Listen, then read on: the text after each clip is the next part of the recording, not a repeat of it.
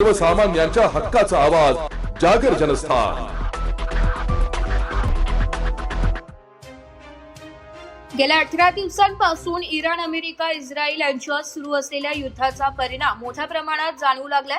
युद्धामुळे मोठ्या प्रमाणात गॅस टंचाई निर्माण झाली असल्याने त्याचा सर्वात जास्त फटका हॉटेल व्यवसायाला बसत असून सिलेंडरअभावी मनमाड शहरातील काही हॉटेल बंद झाले, तर काहींनी आता लाकूड आणि कोळसा चुलीचा पर्याय निवडून किचन सुरू ठेवण्याचा प्रयत्न करीत आहे। शासनाने हॉटेल्सला गॅस पुरवठा करून दिलासा द्यावा अशी मागणी गॅस टंचाईमुळे हैराण झालेल्या हॉटेल मालकांनी केली आहे।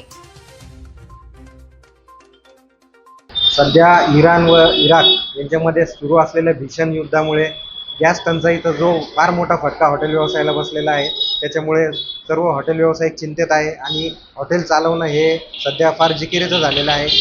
कारण की गॅस नसल्यामुळे, इंधन नसल्यामुळं चालवणार कसं, तर सध्या त्याच्यावरती तोडगा म्हणून आम्ही सध्या कोळसा शेगडी व लाकडांचा वापर करून आमचं थोडंफार प्रमाणामध्ये काम चालू ठेवलेलं आहे, जेणेकरून आमच्या ग्राहकांना जेवण पण मिळावं व आमच्या रोजगारांना पण काहीतरी काम मिळावं, या पद्धतीने हॉटेल सध्या सुरू आहे।